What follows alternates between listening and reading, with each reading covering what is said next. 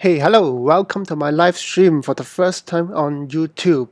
I'm still very new to this. I've been spending the past one whole week just to play around with different streaming softwares and tweaking here and there and prepare my branding and stuff. So, yeah, I'm not sure if I'm going to do this for real. I mean, for the YouTube live stream, depends on how the response is. If everything goes well, then I may really consider jumping over from live stream to YouTube live stream. Yeah, so at least I don't have to pay for the monthly subscription of $40. Yeah, that's one plus point. So yeah, I will just wait for a little while for the rest of the people to come in. Let me announce it on my Facebook first. All right, so meanwhile, just keep chatting. And we have the awesome Sakura here with us, which is make me even more nervous. So yeah, you guys can just chit chat, and I will be back and start my drawing very soon. All right. So see you later.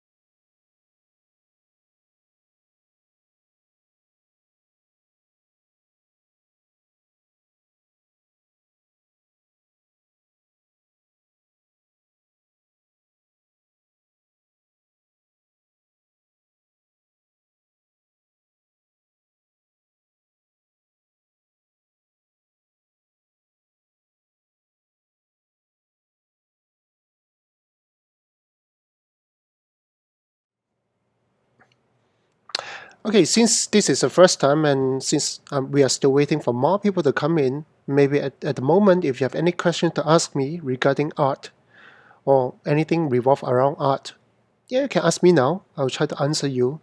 But I think the video may have a bit of a delay, so I may actually type it out at the chat. If not, just wait for my answer. All right.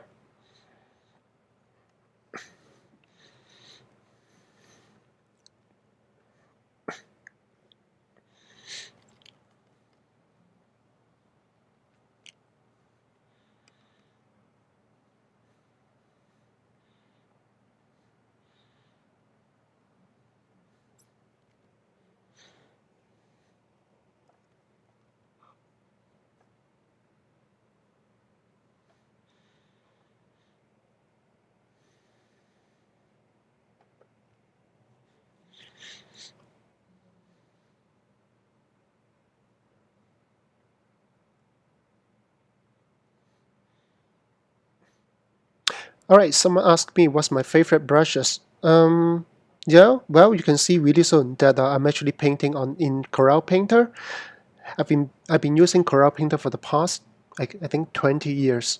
So I'm very comfortable with that. So I would say almost all of my drawings are done in Corel Painter, and then with a bit of help in Photoshop for editing, for texturing, for post-production display, post-processing. So all the brushes are within Corel Painter. So it's not like Photoshop brush that I can have brush to share. In fact, when you look at me draw later on, I use only like 2 to 3 brushes for the entire painting. Yeah. Sometimes I just use one. You know. I try to keep things simple. I don't have a huge library of brushes, so that's what I do.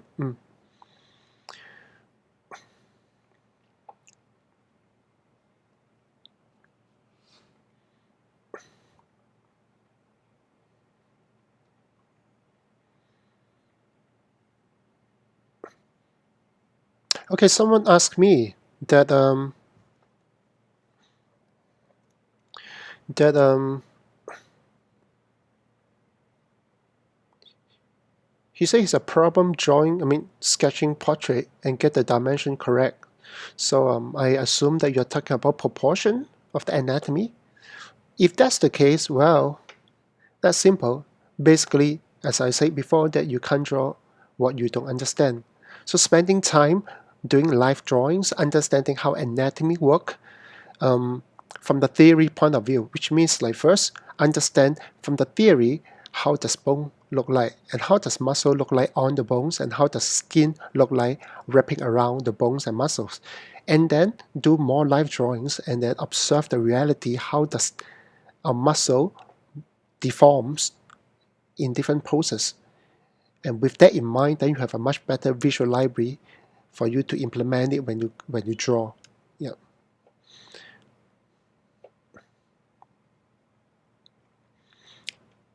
Okay, Dylan is asking, have I done any conventions? Yeah, I do. I do many. So any advice for someone who do it for the first time? Well, I think it really depends on what kind of convention you are going to. If you are talking about comic conventions, most likely people are more interested in superhero stuff, game, movie stuff. So when you create your artworks, try to do something closer to that. But of course, you could go for the anime conventions. Of course, you need to do more anime stuff. At the end of the day, it's a good experience.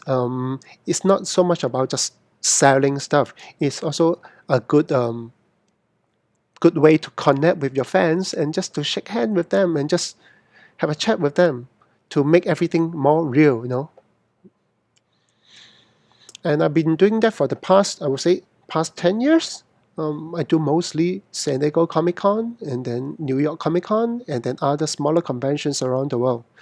It has been fun. The most enjoyable part for me and in a convention is to connect with fans and then meet other artists and shake hands with them and interact with them, share a little bit of my personal journey in art with them. I think that is really rewarding, something that I don't think money can buy. Mm.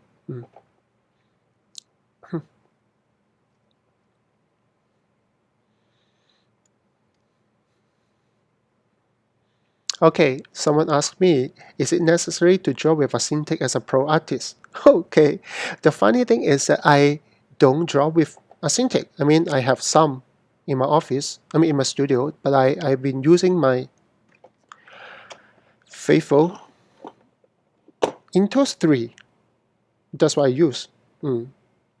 So far he has been serving me well. I've been using tablet for the past 20 years, and I don't see a very desperate need to use a Cintiq, or maybe I'm not pro enough. So only pro use Cintiq, right? So I'm not pro enough, so I still use my tablet. I think, well, jokes aside, I think one of the benefits of using a tablet is that I don't have my hand covering the screen, which I really prefer, that I can draw and then I can look at the screen as a whole. Nothing is blocking me. So that's something that I really appreciate. Of course, that doesn't mean that Cintiq is not good. In fact, if you are more comfortable with Cintiq, by all means, go ahead. But to me, it's not a must to do that. At the end of the day, what is important for us for any kind of equipment, whether you talk about iPad Pro, Surface Pro, Cintiq, Wacom, or anything at all. The idea of an equipment should be able to enable you or inspire you to draw. So whatever it takes for you to get inspired to draw. So if having a Cintiq makes you feel like drawing more, then get a Cintiq, you know.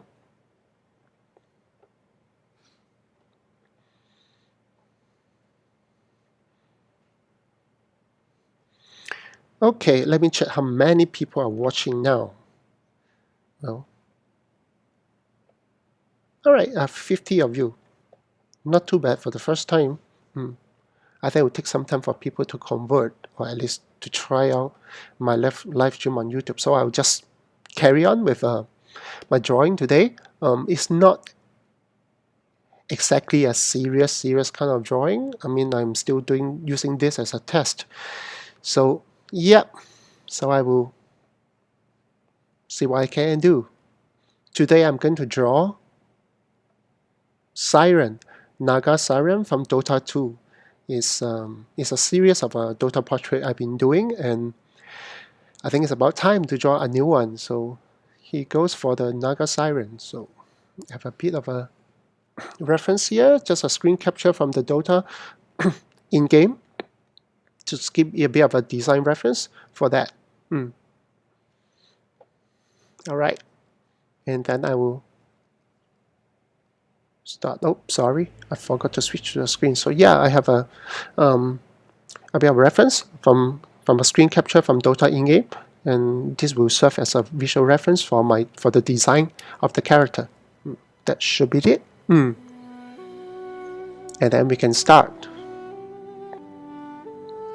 Do let me know if you find any kind of lag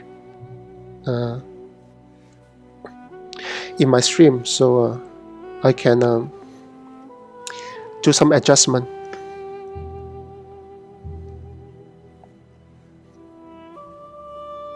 So let me do a quick sketch.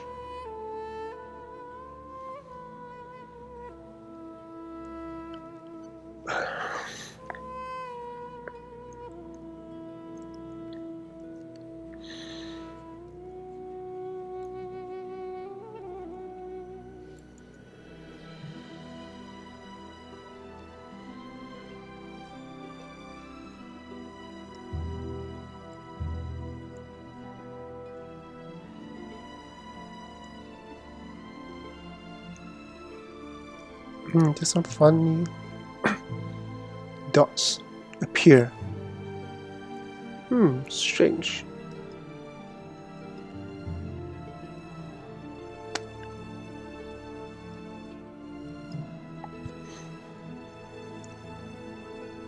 Let me restart my Corel Painter.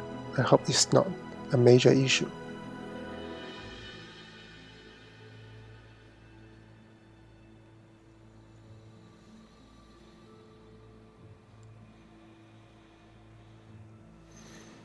Okay, meanwhile, I do have my apprentice in the chat room. So if you have any questions regarding my process, the brushes that I use, feel free to ask them. They are around, and there are many of my students are in the chat room as well.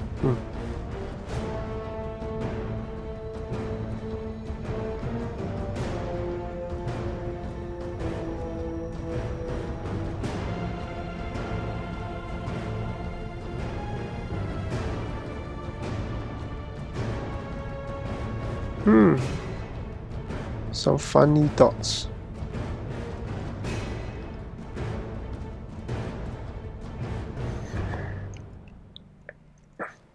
Strange.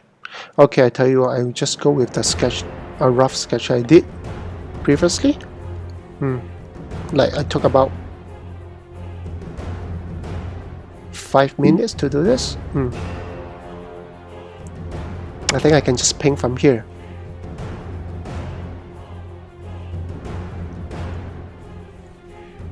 This is done with a loaded palette knife brush.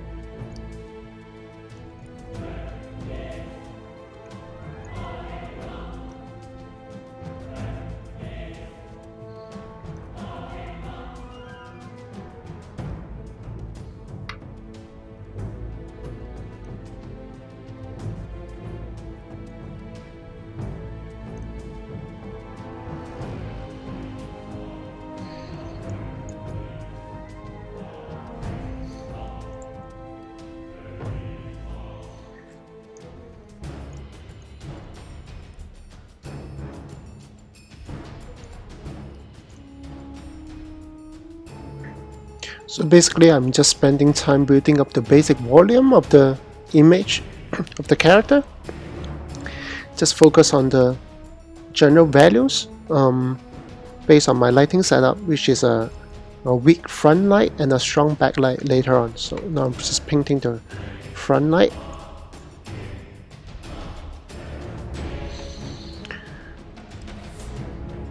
Nothing really fancy.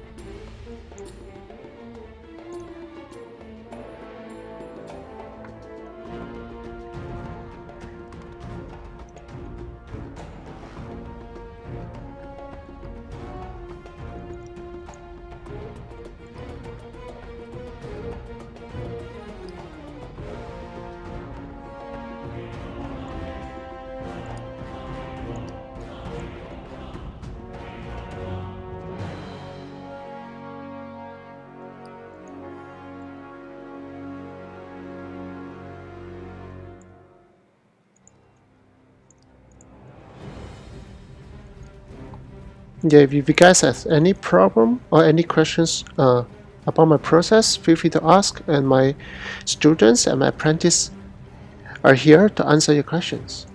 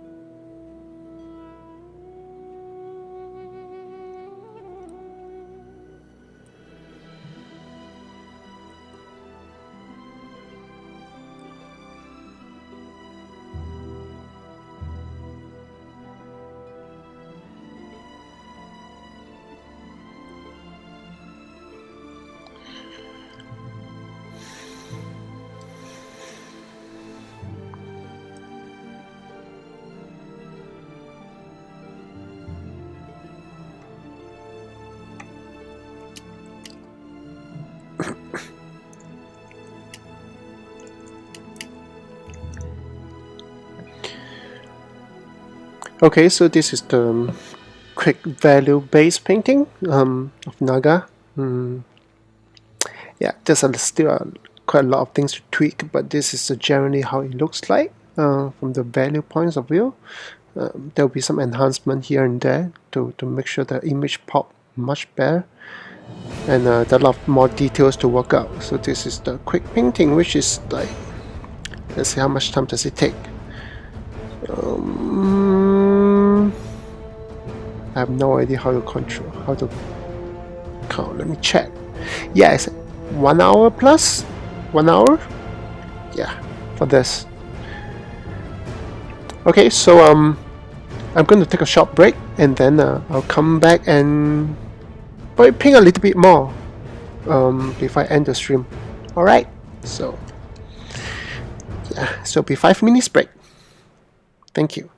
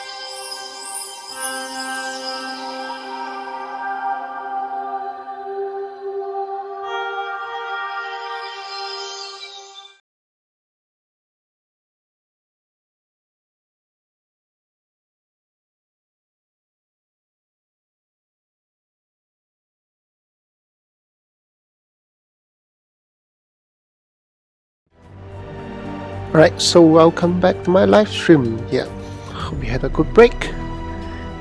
Okay, let's carry on with this painting.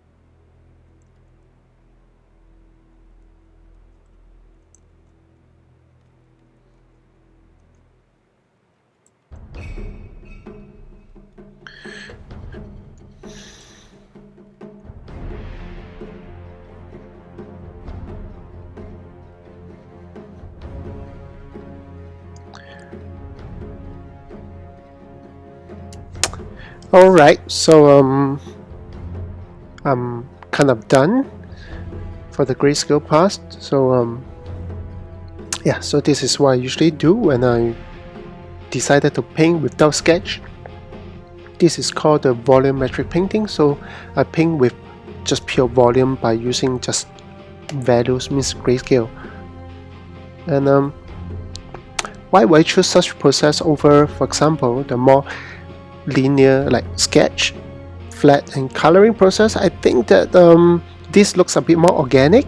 There's a lot of room for me to play, and a lot of decisions were made during the painting process. So it's quite fun for me, and the end result will look less refined, I would say less accurate in terms of the precision of the strokes, but it makes things blend much nicer in my own opinion. And yeah, so the entire painting look more like a painting rather than a constructed piece. Yeah, so that's sometimes I like to do that. Yeah, and it's fun. So exactly I have been using for the brush, it's only one brush that I'm using here, which is called the loaded palette knife. Basically it's just a crazy brush. It's hard to control because it has a tilt function, so I will just rotate and the brush will rotate according to how I tilt the pen. So it's pretty challenging to paint with this brush because you can't actually focus too much on the details, just looking at the flow of how the volume being stacked up during the printing process. Yep, so it's not exactly a friendly brush to use, but if you want to try, if you have a Corel painter, you can definitely give it a try. It's really organic. I really love it. I've been using that for more than 10 years. And many of my pieces were done with this brush. For example, the One Punch Man that I recently did, yeah, was done with this brush as well. You can check out many of my YouTube videos that was done with the same brush.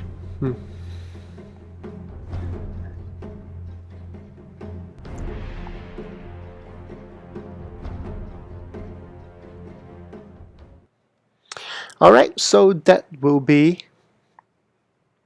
what I've done for today. If you guys have any question to ask me, feel free to ask. I hope that most of my apprentices and students have answered your questions. If not, yeah, you can ask me now. I can try to answer some of them. Yeah.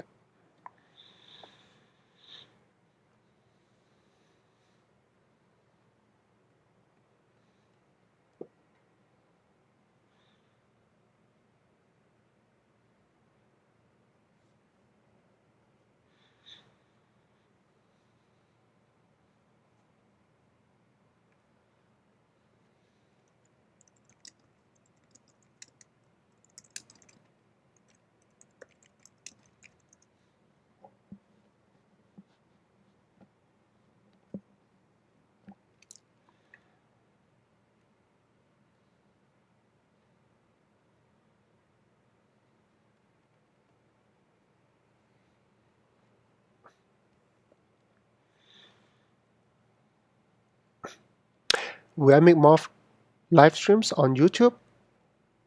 Well, I will try.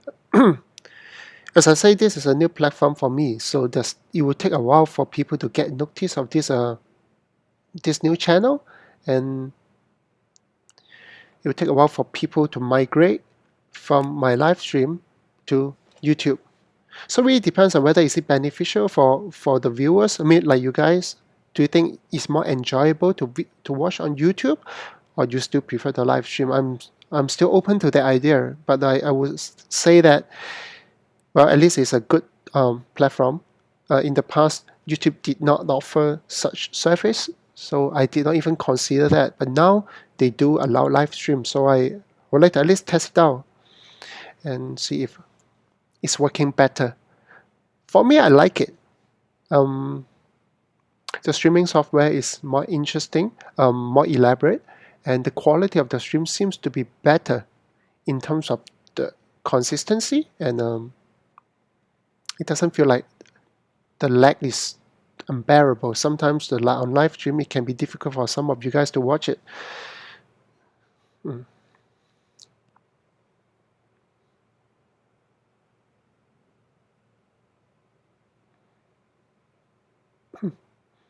All right, Mr. Drew asked, can you explain how to contrast hard versus soft edges to give realism to the work?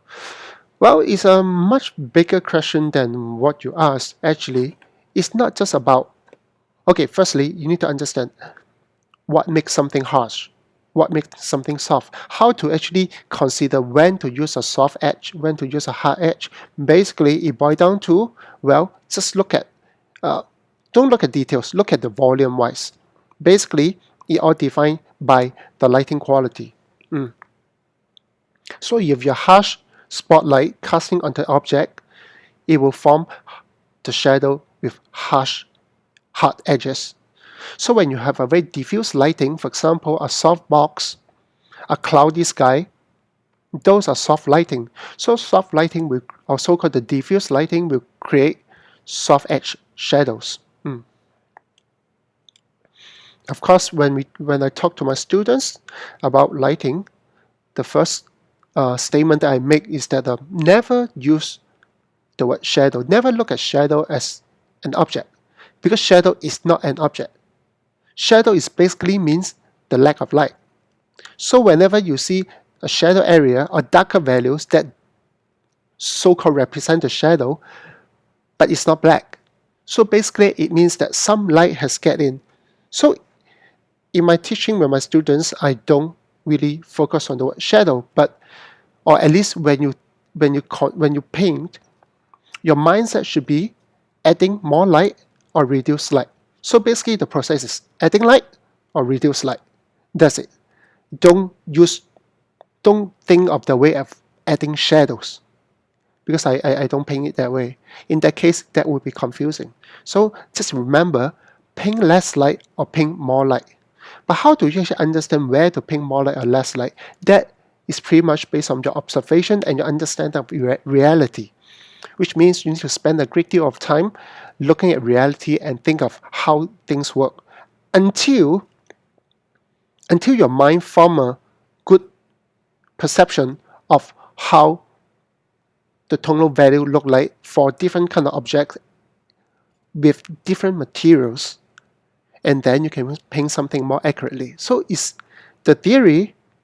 I mean, as I always tell my students, it's about the theory, understand the theory of how things work, and then observe reality and try to confirm whatever you understand from the theory point of view is correct, and then apply into your work so that you can internalize those knowledge that you acquired.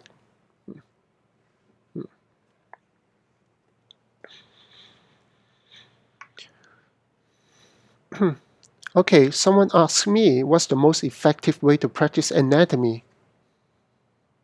Yep, it's the same answer for this question.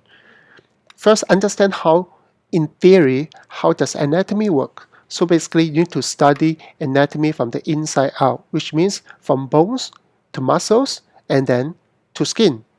And then on top of that, you start to study body language, study character in different age. How do they look like? How does the skin look like? So it's a lifelong process. You need to understand theory, practice it by doing a lot of live drawings, either drawing from photos or drawing from real life, and then apply it to your work. Constantly. I'm talking about investing at least 5 years just to focus on that.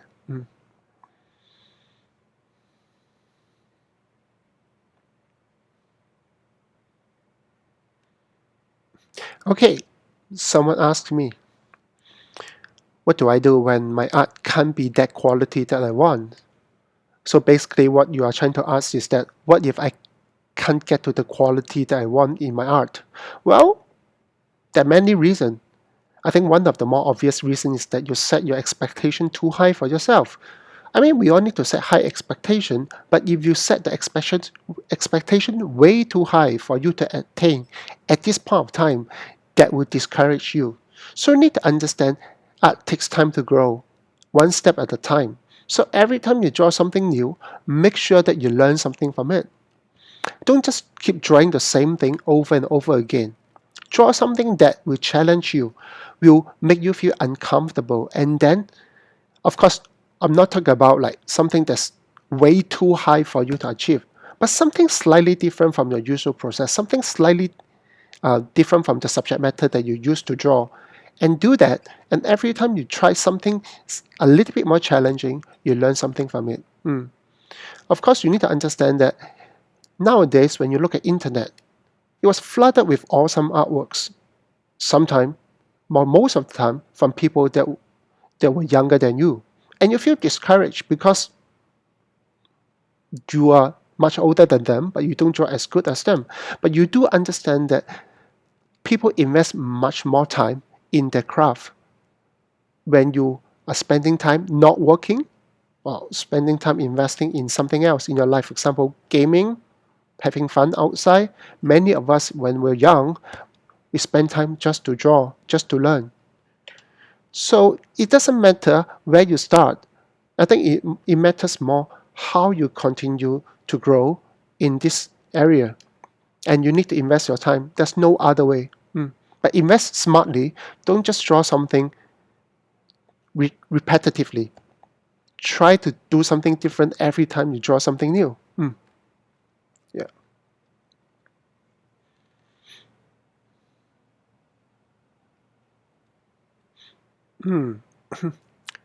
Okay, another question. How does my graphic design background help me improve my composition? Well, honestly, when it comes to teaching art, that's something that I tell my students all the time.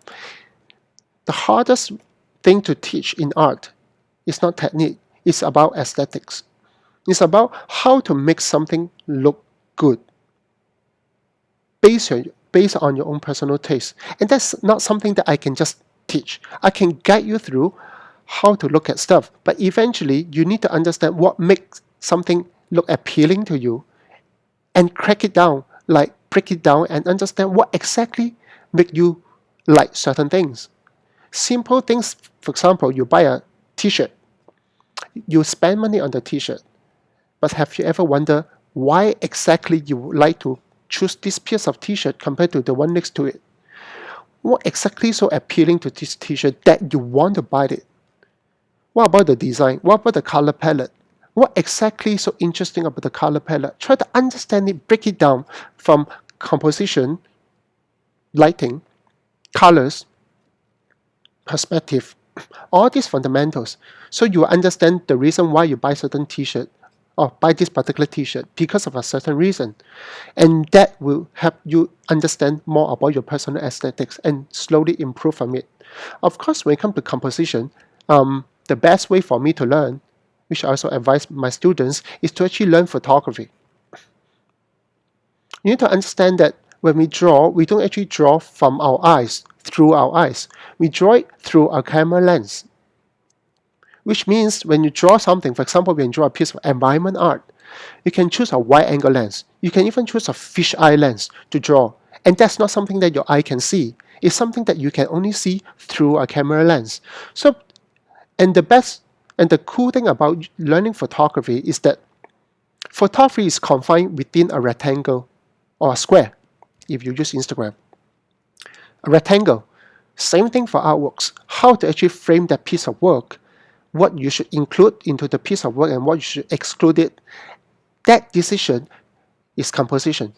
And that's something that you can actually gain from by doing a lot of photography. I mean, like, take a lot of pictures. I'm not talking about like taking your favorite pets, your food, or selfie. I'm talking about really understand how to frame a subject within a rectangle.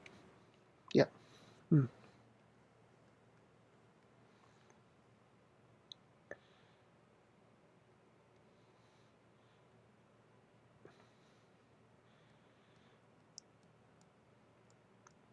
Yep, this video will be recorded. I mean, it's already recorded and will be posted onto my YouTube channel as it is. Maybe a bit too long for some of you, but I think it would be beneficial if you want to actually watch my video and watch how I paint in real time.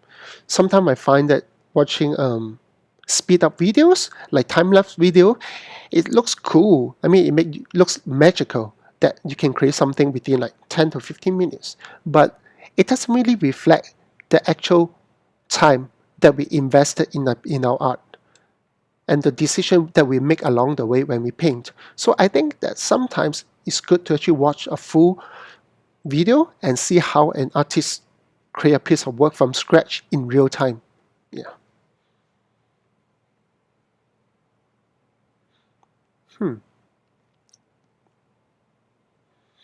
Alright, so that will be it for tonight's live stream. And thank you for watching. And seems like it's a pretty successful one. I mean, there's no hiccups and stuff. So yeah, I look forward to the next time I live stream with you guys on YouTube again. So have a good day, and for some of you, have a good night. For me, I mean. Alright, so see you next time.